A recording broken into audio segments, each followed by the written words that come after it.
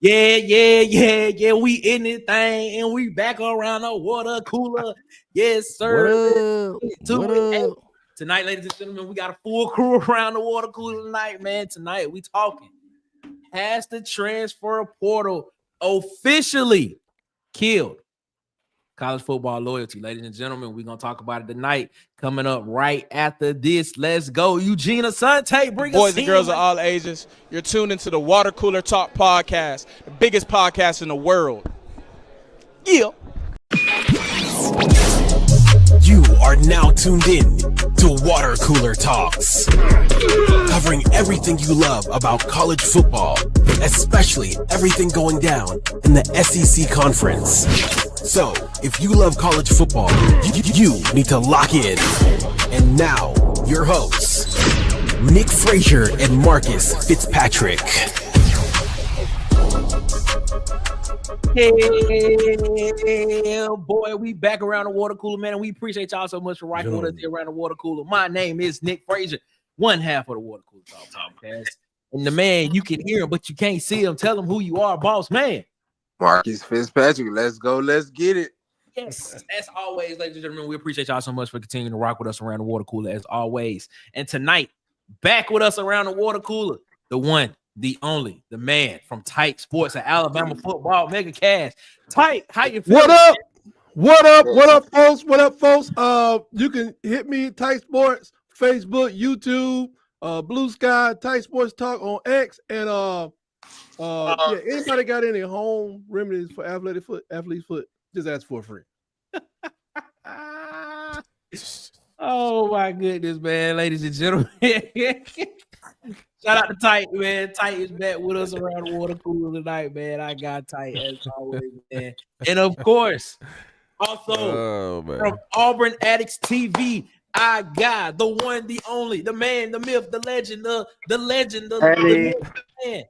DC Wolf, what's up, DC? How you feeling? What's up, man? I'm just glad to be here, man. I'm gonna try to not get put off the show tonight. You know what I'm saying? Try my best not to get put off, but you know, what we do? Like I say, you know what I'm saying? You know, Marcus ain't showing himself because Marcus ain't got no shirt on, but you know, it is what it is.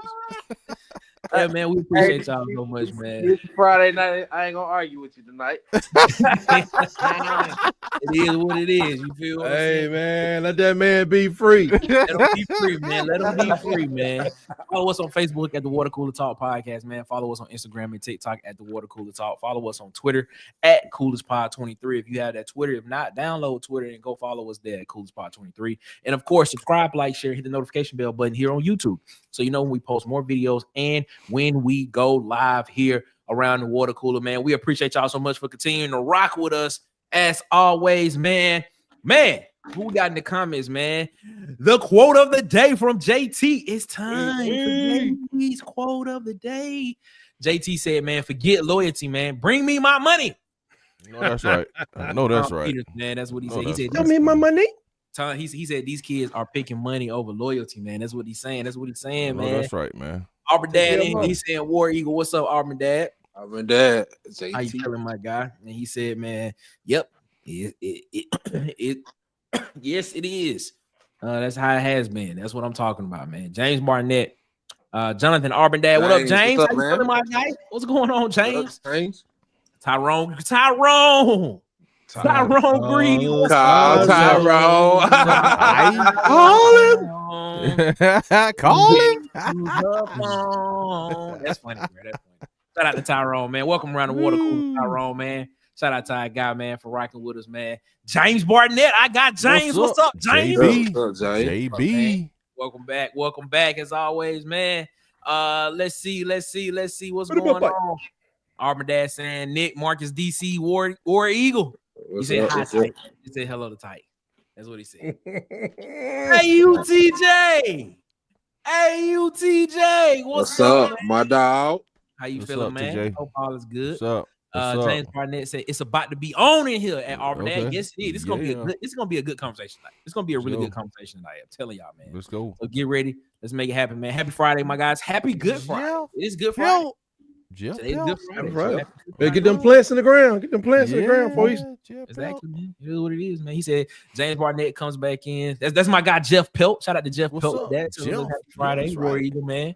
And then James come in and said these kids doing what Debo did on Friday, just spending everyone else's money. That's what I'm talking about. That's what I'm talking about. You got to put your What you chains. got on my drink, Craig?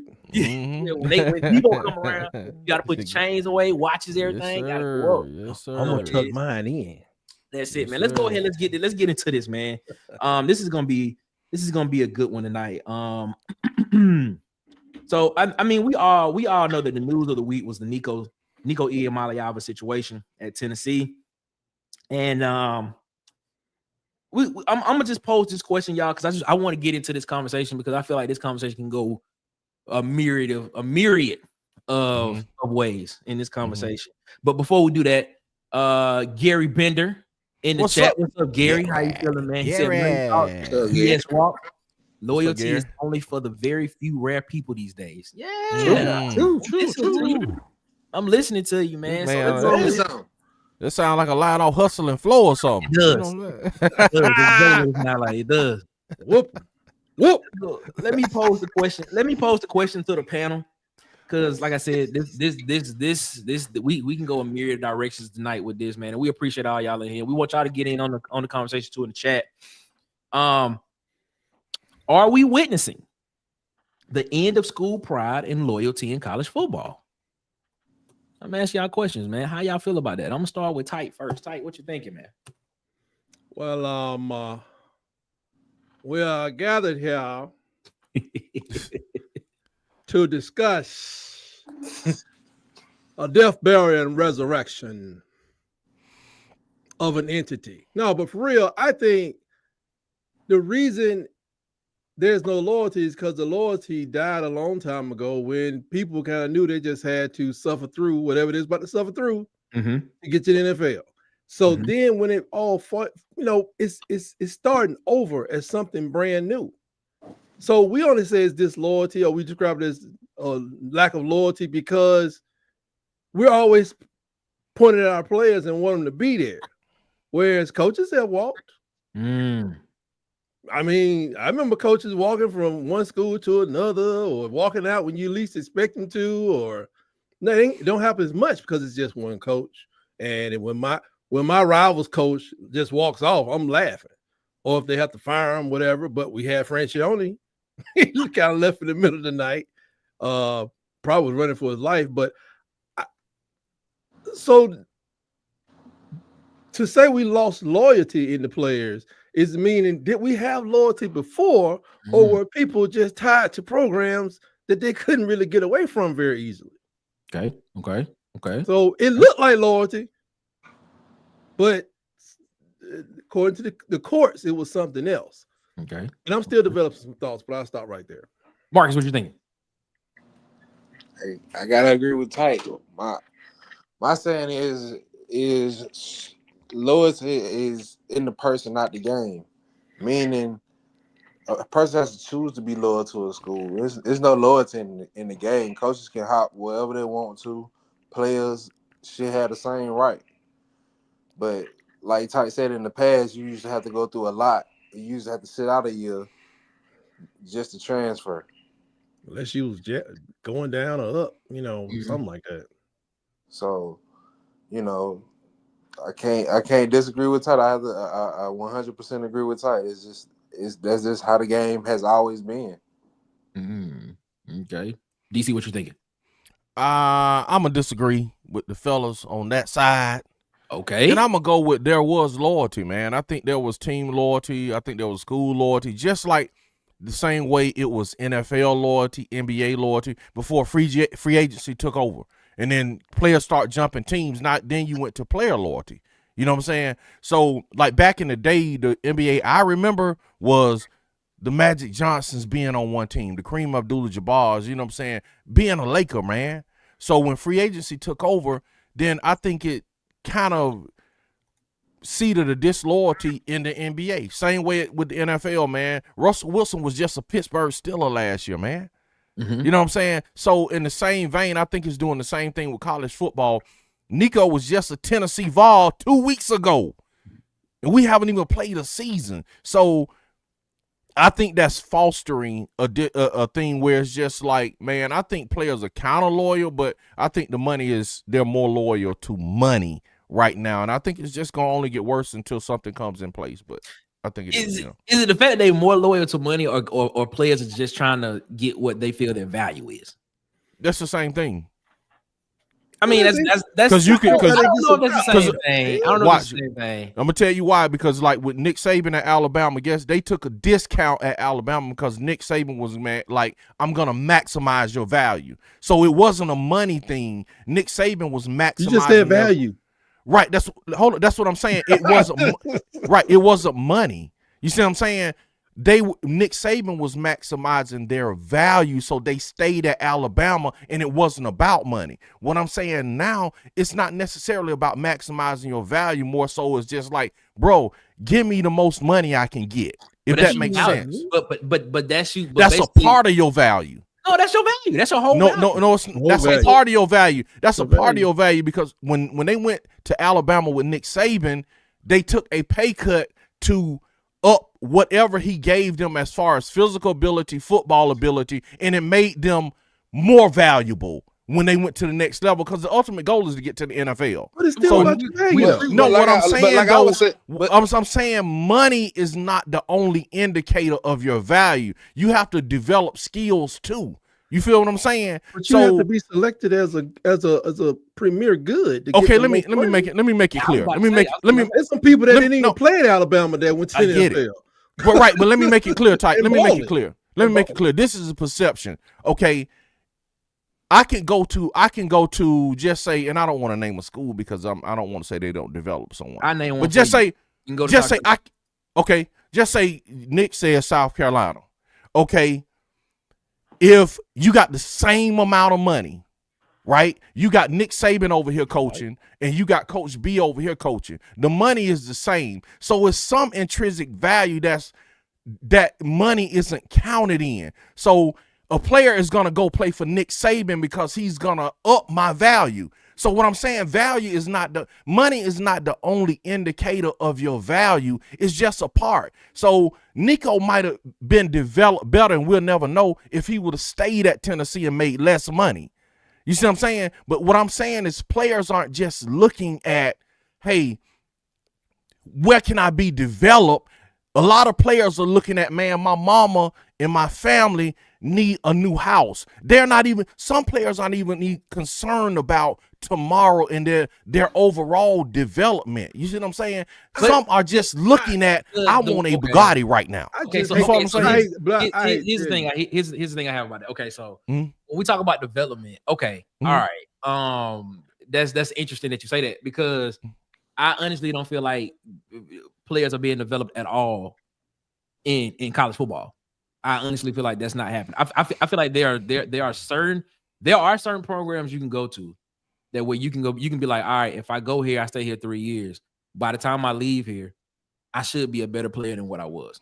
Right. That's certain. I'm not saying that's not all of college football. Right. But there are certain guys, there are certain places to where we had this conversation before to where where we talked about like the type of coaches that are in college football. Do you have guys that can take what was brought into them and develop it into something where they can maximize their value in the NFL? So like if you bring in a guy right now that's 6'4", 230 pounds, but you see the athletic ability, you see that he has quick twitch, you see that he has the potential to be 40, 45 pounds stronger. He can still play at the same level that he's playing at now, and you're projecting to what he can do in the NFL. Now you're developing him and saying, all right, you still this size. I can put you here. You 6'4". You can play defensive end at the next level.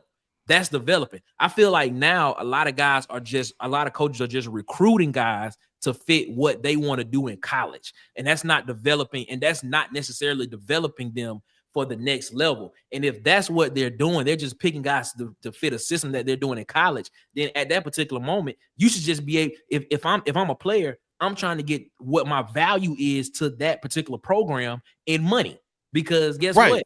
You're making money off of me. So I want to get what I feel like my value is to you in that program there. That's just how that's just how I see Right. So that's what you just clarified. You said the money value. That's what I'm saying. You just clarified it. You saying we're saying the same thing. You're saying we're saying two totally different okay. things. What I'm saying though is if you have money value. If this what I'm saying is you will have that program that is getting players that are developing players only for their scheme, not concerned about the second level, and you will get players that will go there knowing they're not going to be developed and for the NFL, but they're getting paid more money. But my point is, it's counterintuitive. That's what I'm saying. But my point is, Mhm. there. If we took a survey of college football now, there are not many.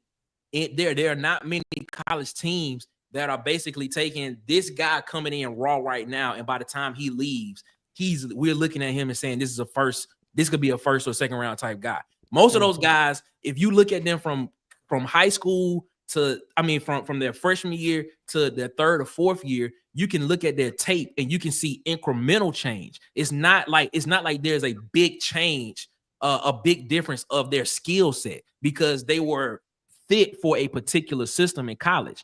So that's what I'm saying. So even when they get to the NFL, it's still gonna be scheme specific there because it's not like most teams are gonna be able to do anything with them. So even with them now in college football, and the same thing, if that's the case, if coaches are recruiting to scheme specific type players, then guess what? I'm just gonna get the most value that I can in money wise because there's not really much development going on in college. If you ask me, I'm gonna just be real. To kind of prove my point, how many quarterbacks do you think right now that comes out of college can come in and be a starting quarterback in the NFL right now? Or how many have come in and did it successfully in the past 3 years? I had that percentage in my head until you said another statement. I think it's really low. That's what I'm saying. That's my Really point. That's my point. That's my point. So my point is, if a lot of guys are coming in and they're going to scheme specific type situations and coaches, and when they go there, if that scheme does not translate to the NFL, because most of the time a lot of these college schemes don't translate to the NFL. I always felt that way about. They're not pro style type things and stuff like that. I felt that way about when Cam went to Carolinas. I agree exactly. And I was like, Shula, what you doing? And if it wasn't for just his greatness, his athleticism, bro, but if somebody would have just said, boom, but you think about the guy that whoever the receiver coach had, whoever they are or has been at Ohio State, they're not, every player at Ohio State is not ready to go to the NFL, but those receivers, my goodness, it's about a decade of dominance. It's like a decade of dominance coming out of that doggone receiver room. But I see what you're saying though, DC, but we talking about mama, you want to drive a Bugatti or I got to do something for my mom, but this kids go to the military to increase their value based on where they are. So it's a normal thing to think about providing for mom or parents or whatever the case may be, or not being a burden on them. And the more money you can make, the more you think you can do. Now, I want to say one thing too. There are some people that's at some top programs. I will tell you, they will invite they invite the opportunity to play in the NFL, but that might not be the first thing they want to do. Especially when somebody tell them, I'm going to collect $750,000 or whatever, because my idea that I have in mind for me and the rest of my life, maybe take $200,000, but you're going to give me $1 million? So you have to go into that as well. But I know people took a discount for Saban, but like I said, look at where you got to go. Saban's by himself, right? He's by himself. That's such a, I ain't saying it's a far-fetched because it's a reality, but they still went there to increase their value instead of just make money, like you said. But what other coach were they doing that for? Maybe Saban is the outlier. Yeah, you had a couple. They did it for Kirby. 134 teams. Yeah, they did it for Kirby Smart too. It's what I'm saying is, I agree it's an outlier. I agree it's an outlier in very few. All I'm just saying is, it is a difference. They ain't doing it's a difference. And DC, I'm not arguing not arguing against your point. Like I said earlier, loyalty is in the player, not the game. Loyalty. Meaning a player has to want to stay at a school for 3 years and go through that process. If he don't want to stay at school, he gonna leave that school, especially in the nature of the game with the NIL being what it is, because the turnover rate now is outstanding. Because the coach, they are expecting coaches to produce championships off the bat when they come in the door, just because of the situation. You got money, you got everything, you got all the resources at your disposal. So get you a team, let's go. It's just like when and then people still make mistakes. I think like what would Julian say and be at if he had said, well, Saban's not here, I'm gonna stay here. He'd probably be starting right now. Maybe Ty would have been gone. And that's different, but he went to Ohio State, and I think he did pick up more money. But who's the starting quarterback for them? Is he starting this year? I don't think Julian's gonna be their starter. He's like his third year. Yeah, he may be. He might. He might. Yeah. He might. I mean, okay, all right. So we talk about the loyalty part. That's a good part. I want to get back to that. Loyalty. Take a look at some of these comments, man. Jonathan says that I don't know who this. I don't know. I know I'm not this high. I didn't know Russell Wilson hosted the Water Cooler Talk podcast. What are you talking about? Man, talking about you, man. Talking about me. Man, bro, chill out, bro. Chill out, bro. Hey, you do look like we just did a show where you casted as Nick younger son though. Hey, DC. When I first came in, I said, how did Drell get here at 13 years old? Chill out. Come on, man. I've been trying to recognize him on the whole show. I'm like, that ain't Nick. Let's not do this. But I think back on the loyalty situation, I just saw what Gary put in there. The fans are the ones that got to be loyal because, especially in the SEC, you better get these dollars up. Better get these dollars up because I see a lot of these other channels, the larger channels in mine, is like they're like, hey man, I don't know the SEC what y'all think about that, but if y'all don't get this doggone this money up, we may all be cheering for like Ohio State. Like, yeah, we agree. Agree for sure. James said, fellas, did the transfer portal start this or NIL or both? If you get rid of the portal, will this stop? Can't get rid of the portal.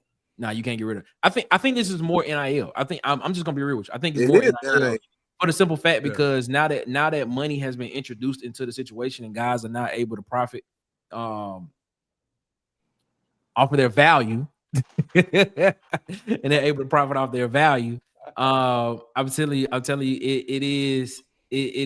I feel like this is. I think this is. I think NIL has something to do with it because guys now feel like what their value is and they want to go out and try to get it.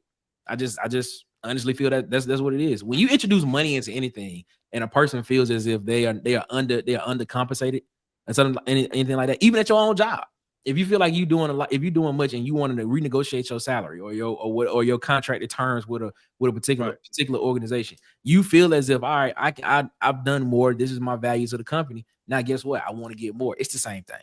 It's literally the same thing. JT said NIL is the problem.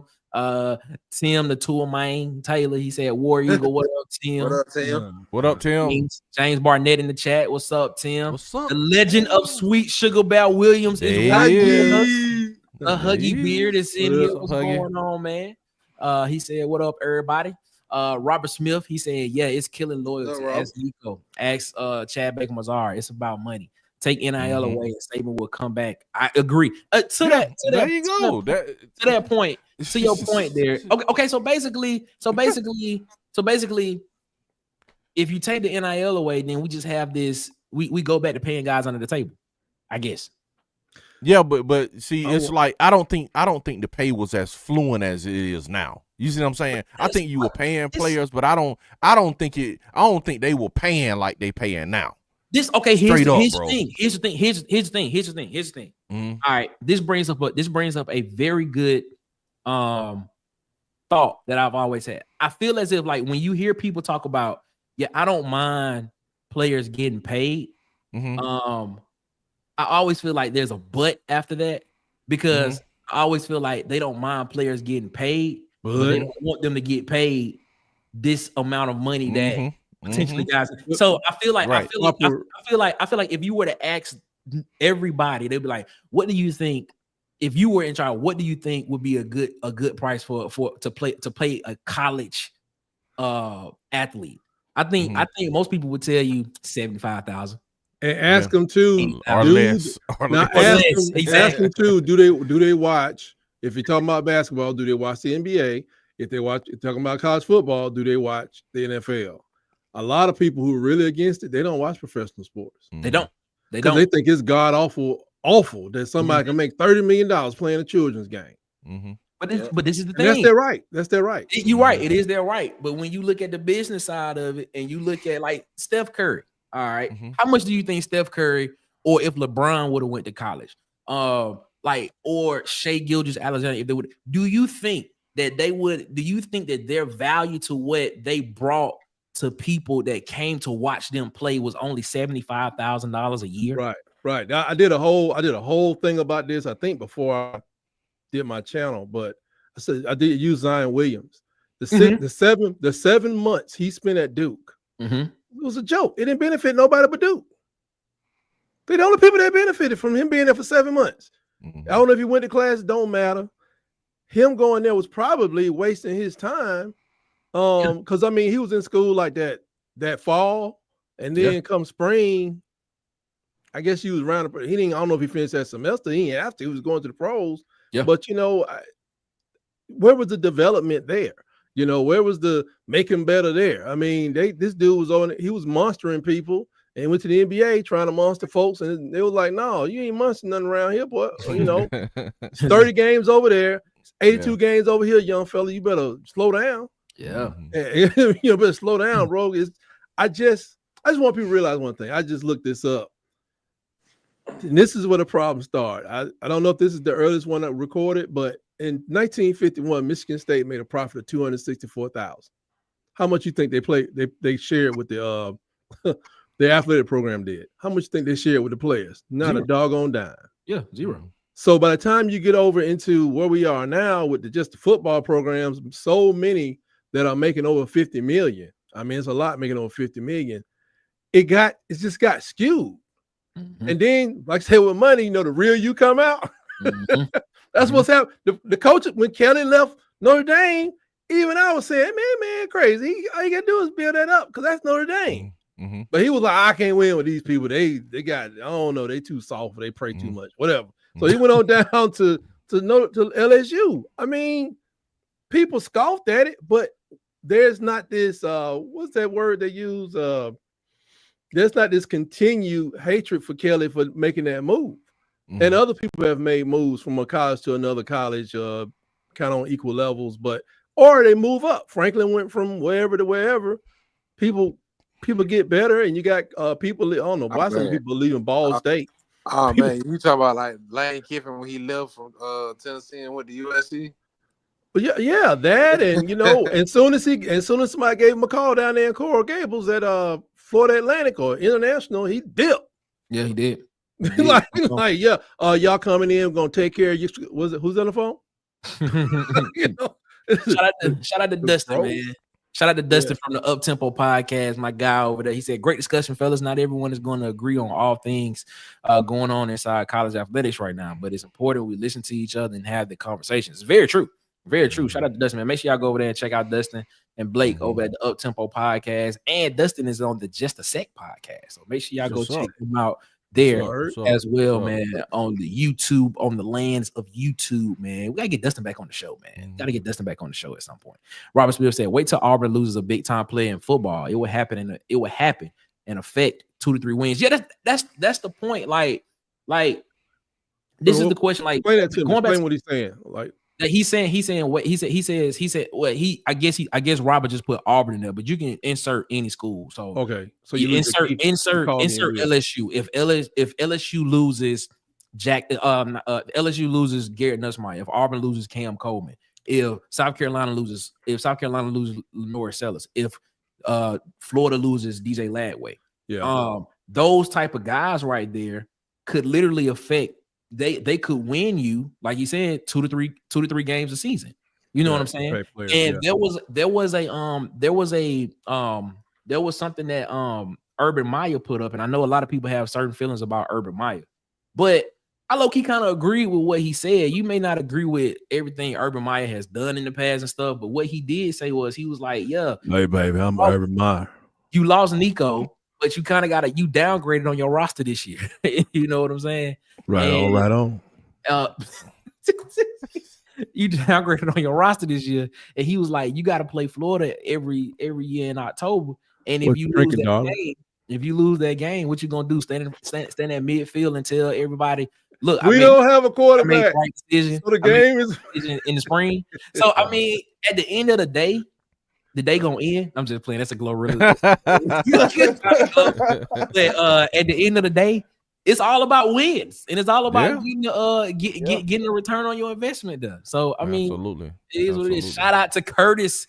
What up, my guy? 50 Cent in the building. What's up, man? 50. What's up, Curtis? What's up, 50? What up, Phil? Don't be acting like you don't know what we be neither. Hey, he said he was remixing Mini Man. So what's up, man? There's so many reasons why these young men jump in the portal. Yes, money is probably a major factor, but we don't know what's truly going on behind closed doors. That is true. Yeah, the people that go to 4 or 5 schools, I don't know. I guess some guys like just trying to get the bag, and some of them like they're getting bags and just trying to go back home and flip them some kind of way.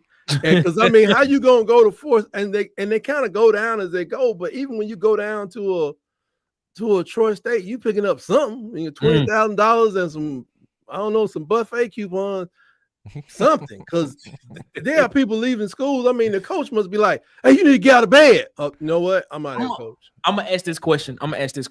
How much do you think before we get through the rest of these? Because I still got some more. I got like 2 more things I want to hit on before we get up out of here. But I'm gonna ask this question real quickly. How much do you think Reggie Bush's value would have been in USC in this era? If USC, if NIL was going on during the USC Matt Leinart era, how much do you think Reggie Bush would have been worth to that? Think about that while I keep going through this. Tim said, "Man, how much is the highest paid player getting paid? $4 million. $4 million. Bet. Oh, okay.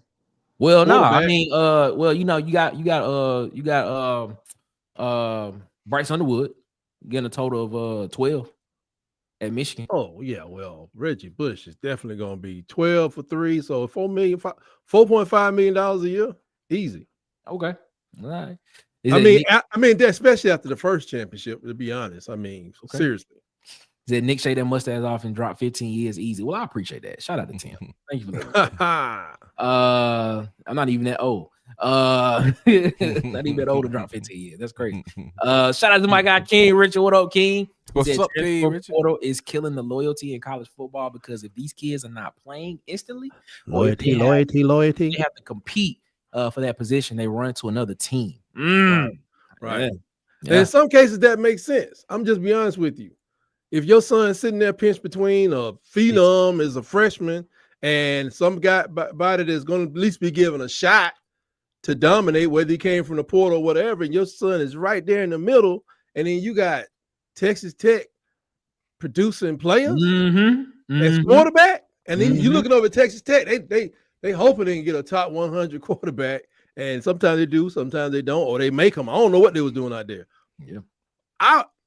My son is not a quarterback type, but I always said, I said, boy, if you grow up to be a quarterback, I don't know if you playing in the SEC. Just be honest, because I want, if you're going to go. Go out there and put up some big record numbers. I probably won't go to Alcorn State like Steve McNair did, but I can see myself, hey, man, go to Miami, Ohio. That's where they got Ben Roethlisberger from. Whoever's spinning it. Whatever program on that level is spinning it. If you can catch a Lane Kiffin type situation at some school like Florida Atlantic, and they're gonna let you throw 4,000 yards a game, why not? That's what I'm saying. Tim said, "Man, players didn't get paid like this." And when we was talking about this back then, he said he stayed at the athletic dorm at AU. They weren't getting Lambo money; they was getting 2020 Camaro. Right. 2020. So you just told on. Hey, Tim, come on. And that's inside of the statute of limitation. Be careful. Yeah, it is. It is. Be careful. Yeah, I don't know what the rules are regarding that because they still messing with Michigan. Be careful. Yeah. He meant allegedly. He meant 2010. He meant 2010, folks. Allegedly. 2010. James Barnett said, but fellas, you can keep the NIL because either way, they will get paid. The portal has caused the players to chase the money, which feeds into loyalty. Okay. What y'all thoughts on that? I agree. I don't think it's the money. I don't think it's NIL. I think it's the portal. I agree with him, and I agree with King Richard. I think it's the portal, man. Because if you only had one portal, that would stop a lot of jumping right there. If you just had the December portal, you would at least keep your roster for one whole year. You see what I'm saying? If you close the spring portal, at least you'll have your roster for 1 year, man. The spring portal, they can jump in December and jump again in the spring. So I think the spring portal, the spring portal just have one portal or just have one portal in the spring. Yeah, right. Yeah. Either close one of them. You're not gonna have. You're gonna have one portal. It's not gonna happen, bro. What? Okay, let me ask y'all this, and I don't want to get off the subject, but this is just a quick question. Does anybody know? Does every sport have two portals, or is that just no? They don't. Right. That's what I'm saying. No, they do. They do because they don't. They don't. If you're on the gymnastics team, you can go in the fall or in the spring. What I'm saying though, that's what I'm asking. I know that. I'm gonna be real with you. I did not know. Yeah, I thought it was just one portal window for like basketball. It's there because most of them are going to need education. Sorry, I'll bring that up. What do you mean? But it had. What I'm saying is that's why they want to be released to schools. What? Okay, what did we do before? What did they do before they had the spring portal? They just went to school. Right. You see what I'm saying? We haven't had the spring portal for all our life. They just didn't graduate when we didn't have the spring portal. You know what I'm saying? I don't think it's necessary but one portal, man. That's just me. But I would like to talk to an athlete and get their purview. I think they should. They got to come up to see. And football is so different from playing tennis. You know what I mean? I don't know if nobody's popping around these different schools to play tennis, but I can see a possibility where guys I don't know. A guy's at Tuskegee, he's such an awesome player. Now they want him over at Georgia or some top program. And he need to leave in the winter. He need to go so he can get on the team. I know that's why it's there. That's why they said, why it's two of them? Because the court said you cannot restrict player movement, but you can organize their departure. See what I'm saying? It's like, but it goes back to they had 50 years, 70 years to put some system together that was going to be fair. Since they lacked fairness, the judge came in with a big sledgehammer and boom, just put it to smithereens. It is pieces of what we knew and what we grew up on. It's all over the country, just smithereens everywhere. And we got to rebuild something that works and still provides equity and follows the court rulings. It's called NFL. Fan bases. Maybe NFL. I agree with you there. Some type of NFL type structure. When we talk about loyalty, is it more of the fan base that is up in arms? Some people ain't watching no more, man. Is it really, or is it that the institutions in these schools know that this is a business now and this can happen, but the fans are just so up in arms about it? What are y'all thoughts on that? It is a business. It's the second one you said. The schools know it's a business. If you don't know it's a business, you blind. Like, just seen what Nico just did last week. Everybody's catching on that the NIL is a business at this point. And there's no regulations around how you can move and when you want to say you want to get out. So everybody notices it's a business, but like you said, we spoke on this previously. It's the shock of it's not being how it used to be, and we got to wrap our minds around that it's not the way college football is. I mean, college football was back a couple years ago.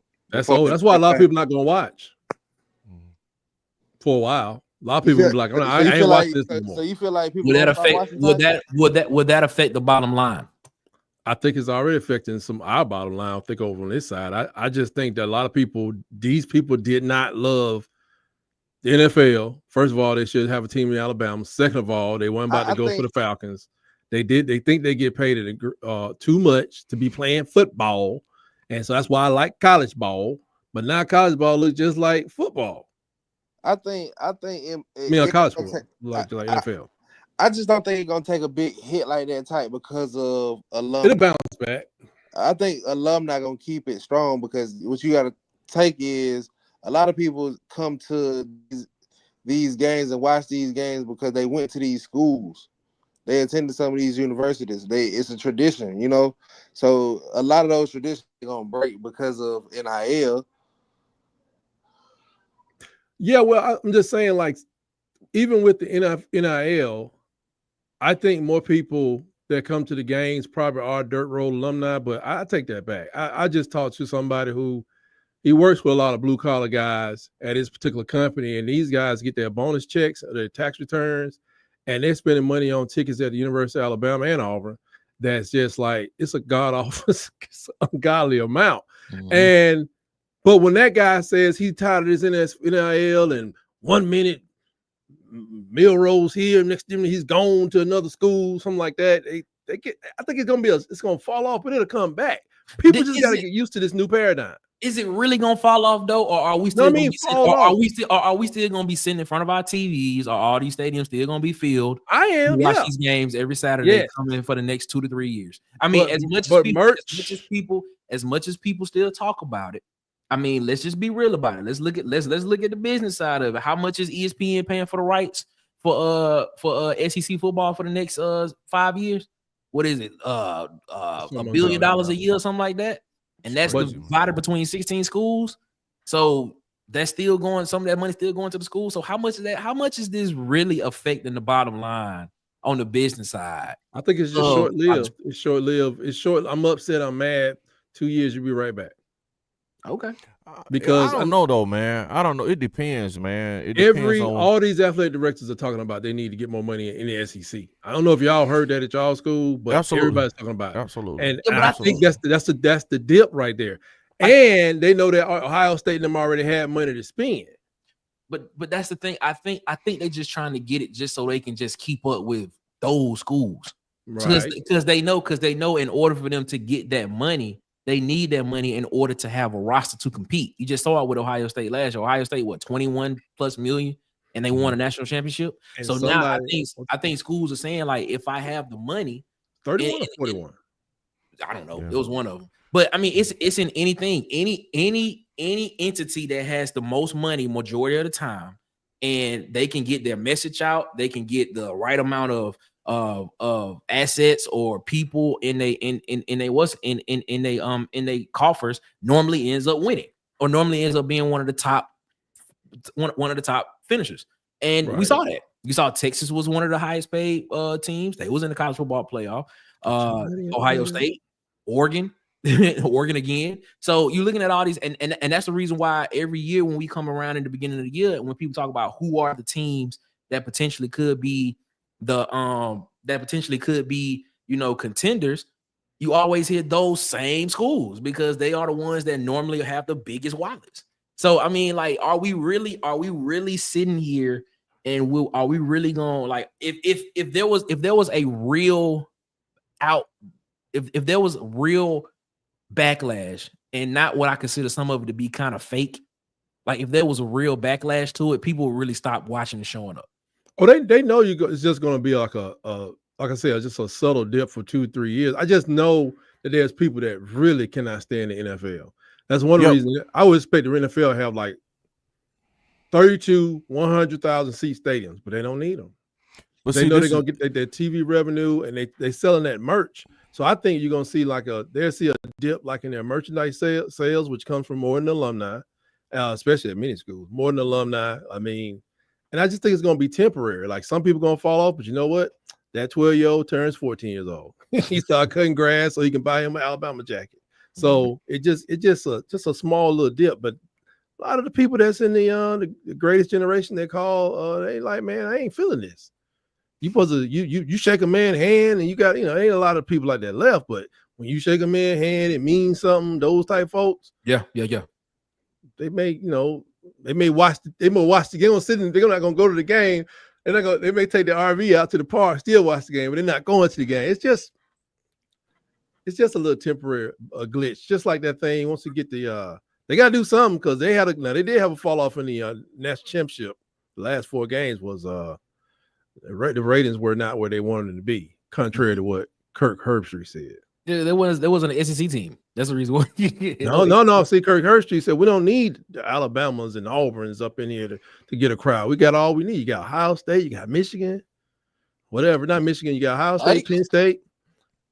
Okay, SEC team. I guess that's all you need, man. Do you know that? No, you need an SEC team.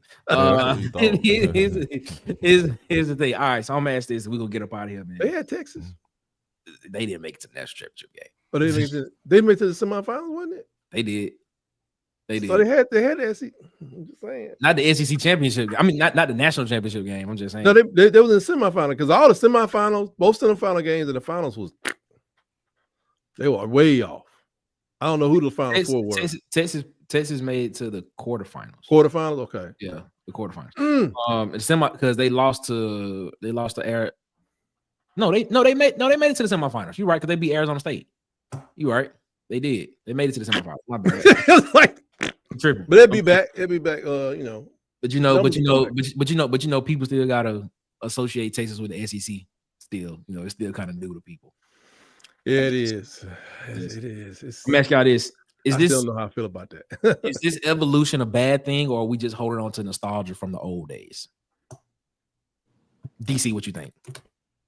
I think you have to be careful, man, because it can be a bad thing. If you look at the NFL, people you have a lot of people like, man, I don't like the NFL anymore. I'm not watching it anymore, but the NFL is still thriving. Mm-hmm. I mean, I don't really watch the NFL because I really don't watch it because it's not because I got that sentiment. It's not what I grew up on.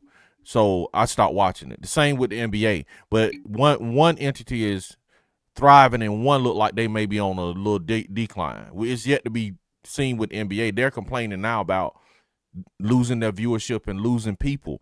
So it's affecting their bottom line. It's affecting their bottom line more than it is with the NFL. The NFL look like, man, they're invincible. Like you leave, they be like, okay, we'll get somebody else. You know what I'm saying? So you have to be careful which way you go, man, because you could get a sentiment where it's like more people than not, like the NBA might just stop watching, man. Like, I'm out. So you just have to be careful. What you think, Tyke? I think we're definitely dealing with some nostalgia. In the end, I think it'll be fine because the difference between the NBA and NFL is this: the play in NFL hasn't changed that much. The NBA playing the zone is mind blowing. That's mind blowing. Aren't y'all the best athletes in the world? Mm-hmm. That's why the NBA. To your point, the NBA is actually thinking about bringing handshaking back. Mm-hmm. They need to bring back to get rid of the zone. Yeah, make Joker run up down the court and check somebody. Yeah. Make him come out the lane. Don't stand in the lane. Follow Wemby and them around. I mean, man. I've said it before, man. They lost a lot of viewership just for just technical stuff. It's not the play. Just shooting. 3 points.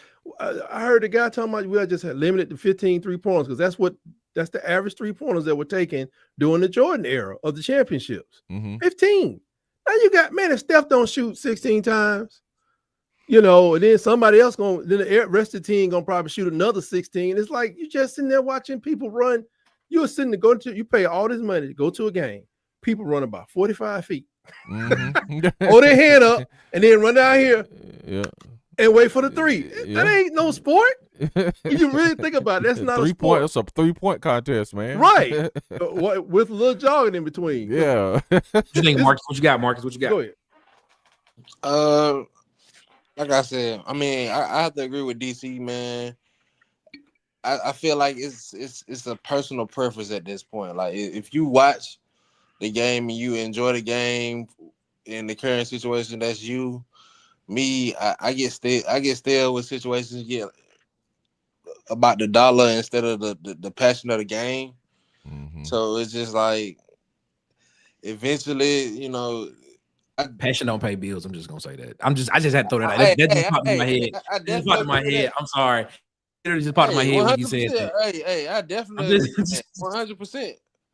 But it's just like when people just keep like the way the transfer portal is right now, I can't stand it. So it's just like, I ain't gonna say I'm gonna stop watching the game because I'm a huge fan and I think college football has the most passionate fans in the game. Mm-hmm. But it's just I don't like the current situation. Mm-hmm. Like I said, if baseball ain't dead, I mean, we got we got money to go around. They pay with money in baseball. Oh my God! But the thing about it is, like I understand. Like, here's the thing. I'm saying this, man. Nick trying to go back to his 4th grade looks. All right, JT. I feel you, man. King Richard said that 10-year-old wouldn't waste his money on that crimson and white, more like that orange and navy blue. That's what I'm talking about, King Richard. Let him know. Hey, let him know, King Richard. Like, you can hate, but we still gonna be great, I guess. Dustin said college football fans are the most passionate of American sports fans. It will take a lot for people to tune out completely, but NASCAR and the NBA are cautionary takes of ignoring your customer base completely. I feel what you're saying there. And I agree with what you're saying there, but what we got to understand is like the reason all right, I'm okay, I'm gonna say it. The reason why I don't feel as if it's gonna take it. Like I'm with Tight. I think it'll take a dip, but it's not. The dip is gonna be so minute to them because what we fail to understand is that these are still big businesses. Like if these businesses were traded on the stock market, they would probably be Fortune 500 type companies.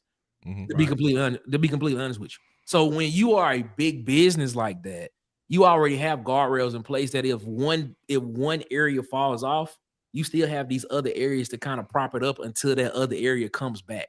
So when you live in a country that's capitalistic like we are, and it's about the dollar, I understand. Like when you hear people like there was this there's this quote going around, this take of Ryan Clark saying bump the fans don't matter in college football.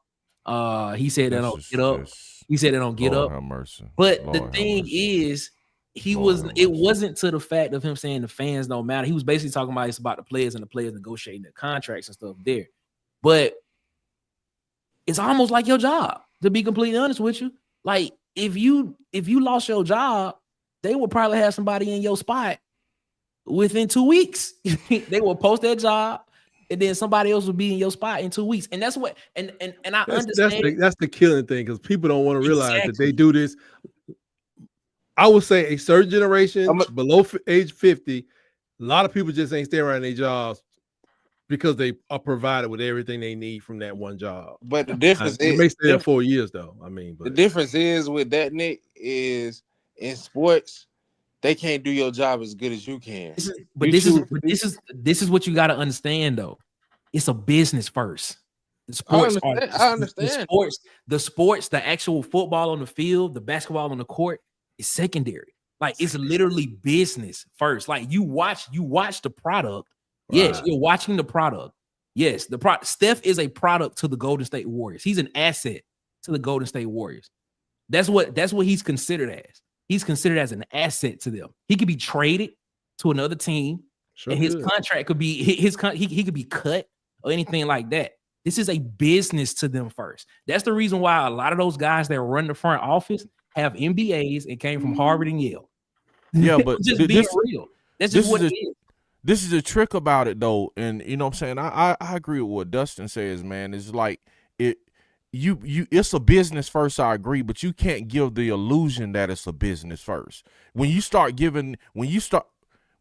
have to make people think the customer is first. You see what I'm saying?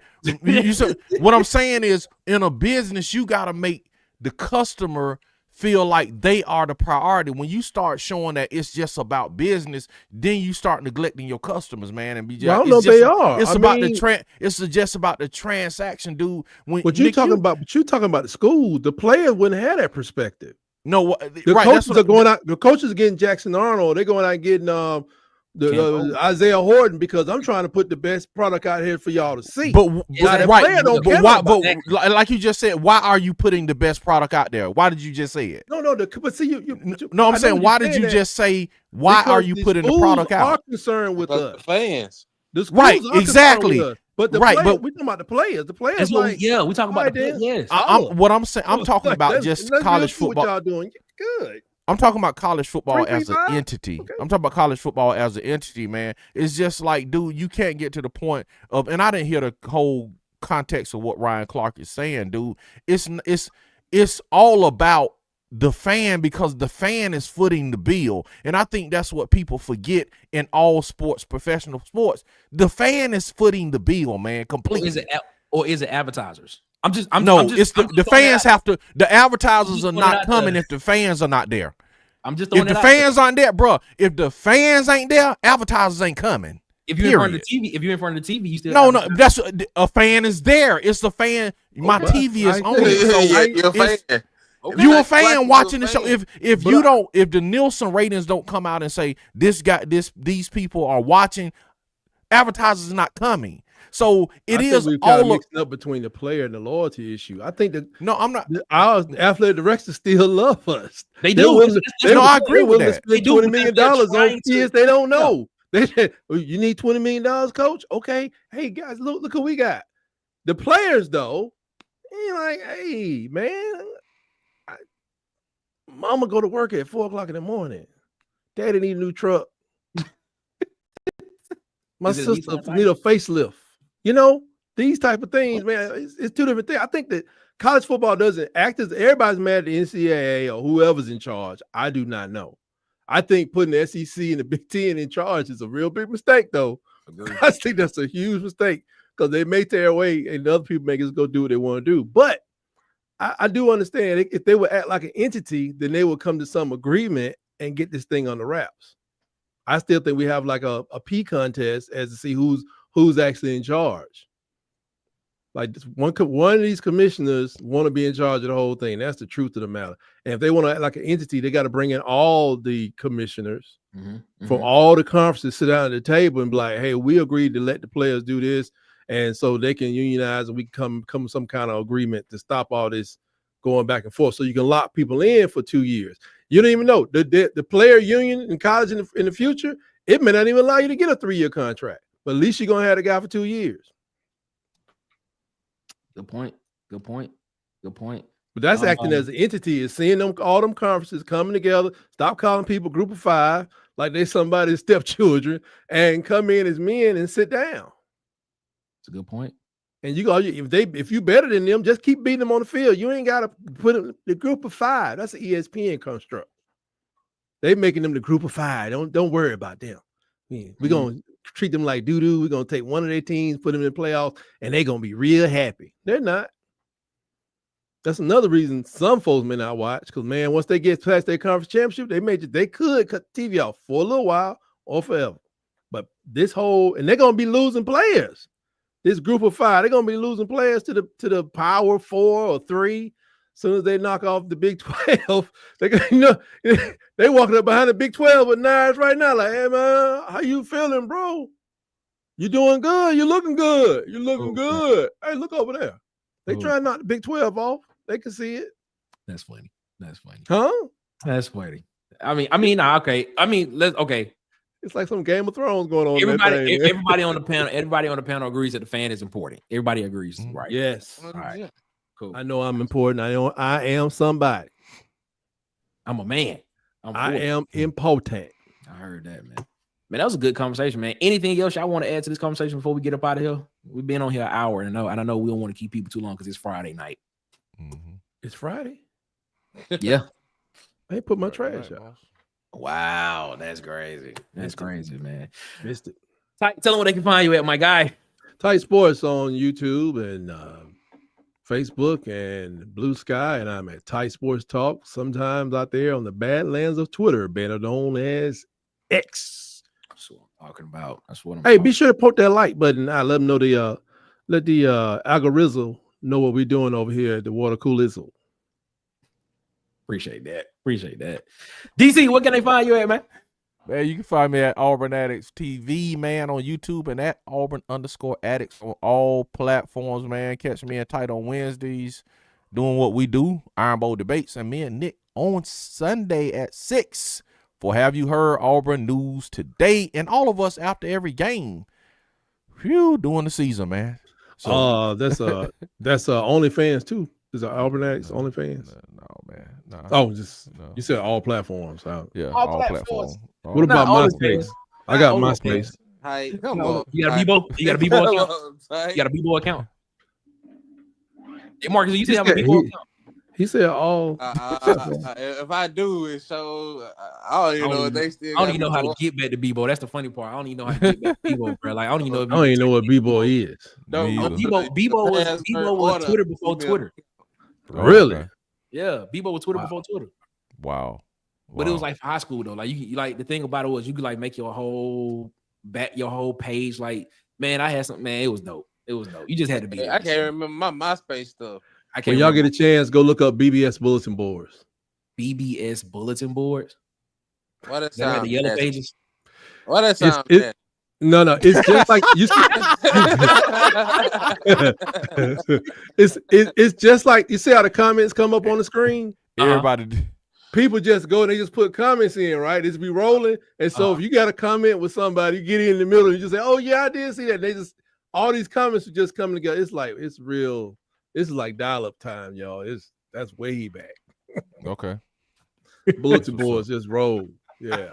But it was called BBS, not BBL. He said, Keyword said, Nick, it's Friday at 8 p.m. and we are where we want to be listening to you guys, fam. I mean, man, that's appreciate that, man. That's I appreciate fantastic. that, man. We know That's we appreciate that, man. But we know, honestly, I'm gonna be real. This is WrestleMania weekend. And y'all know, if y'all don't know, I'm a huge wrestling fan. I enjoy WWE. So I'm looking forward to John Cena's last WrestleMania match. I'm looking forward to this triple threat match between the Tribal Chief, Roman Reigns, CM Punk, and he came back. Yeah, he back. Jesus. And my boy Rollins. So telling you, man, I'm excited. I'm gonna be sitting in front of the TV, hopefully watching that tomorrow. 2 nights, Saturday and Sunday. So it is what it is. Just me. I'm probably trying to get a bootleg thing, getting there when them girls come out there. Oh yeah, the triple threat match between Rhea, Bianca, and Io Sky. Yeah, I can't wait for that. It's gonna be. I don't care what their names are. It's gonna be dope. It's gonna be dope. I can't wait for that. That's gonna be a dope match, man. Fantastic Friday evening with the fantastic show.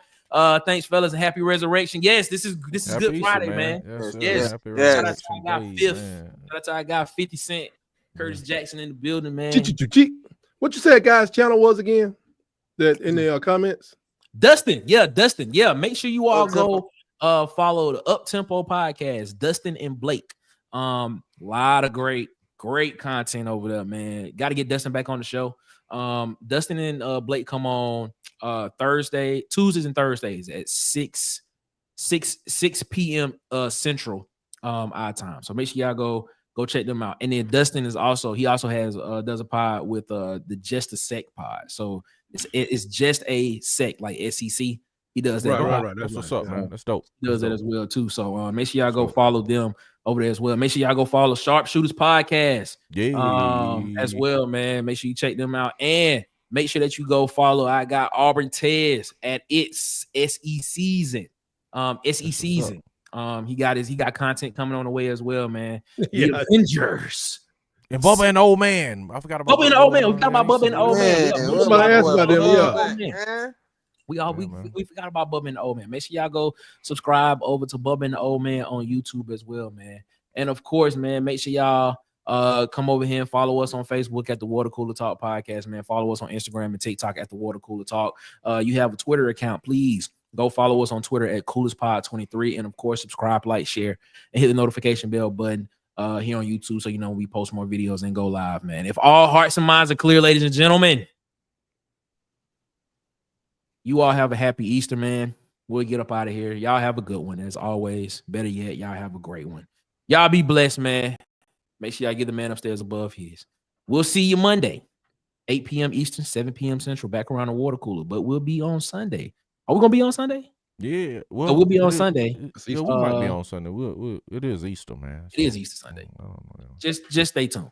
Yeah, stay tuned, man. We'll be there. But until then, man, y'all have a good one. And as always, one love, ladies and gentlemen. And guess what? We are out this thing. I am here to say happy Easter Day. You probably had that. You probably had that. The easy one. You got the Easter speech. Yeah, all the way through 9th grade. That was my speech. Happy. I am just here to say happy Easter Day. Then in 10th grade, I was like, yeah. In the 10th grade, I was like, where we gonna be at? They was like, man, get out of here. Oh man, that's crazy, man. And I was a little kid telling me, I'm taking your part, sucker. Looking at my kneecap, sucker. Oh, Like, man. all right, That's man, funny. I go step All with right, the man. quartermasters or something, man. We out of here, man. We'll see y'all later, man. Peace, Y'all man. be easy, man. Y'all have a Boys and girls of all ages, you're tuned into the Water Cooler Talk podcast, the biggest podcast in the world. Yeah.